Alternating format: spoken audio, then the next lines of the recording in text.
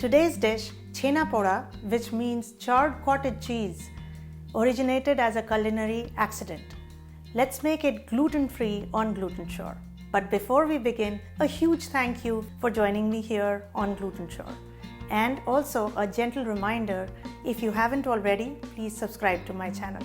This recipe uses very simple ingredients. Please check out the recipe link in the description box for measurements.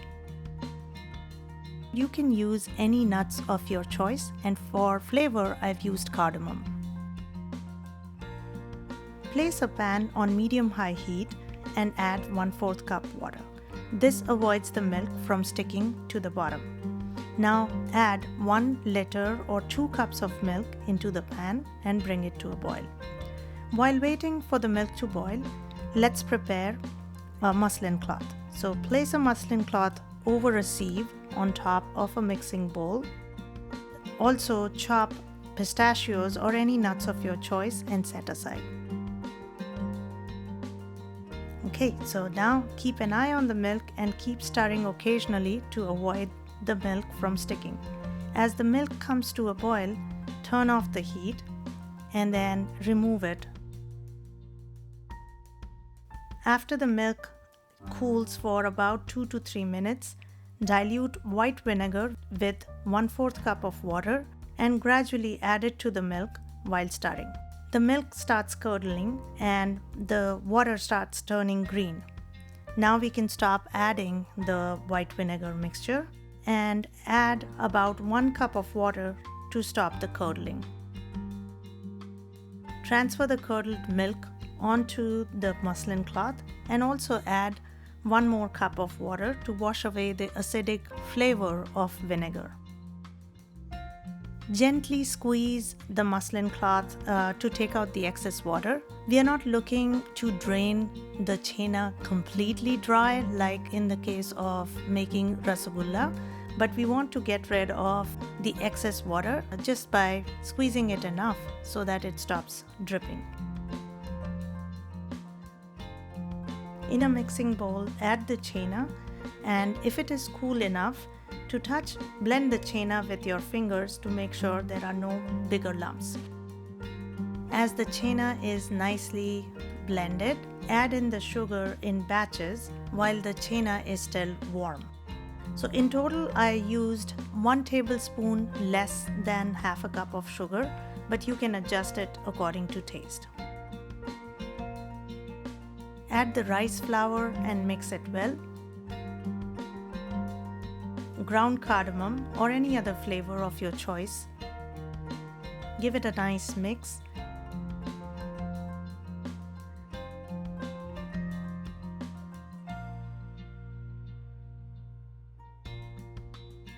Baking soda helps give this eggless cake a nice rise, so just add 1/4 teaspoon.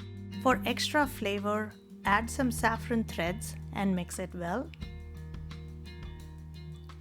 The mixture needs moisture, so add about 1 to 2 tablespoons of whey.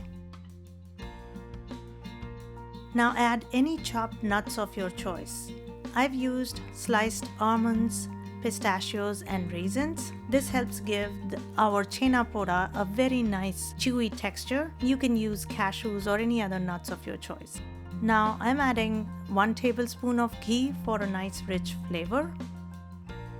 If the mixture seems a little dry, you can add 1 to 2 tablespoons more of whey.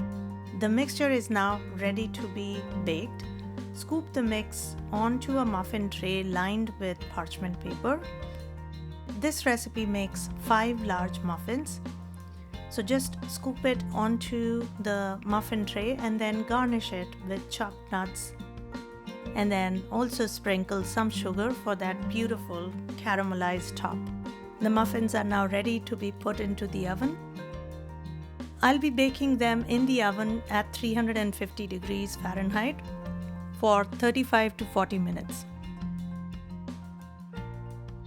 And just like that, the beautiful Chhena Poda muffins are ready to be enjoyed.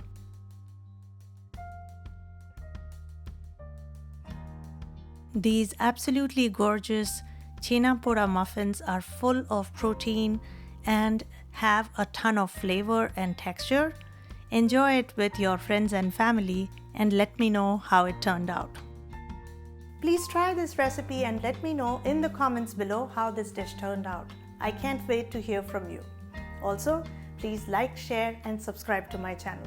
Thank you for watching.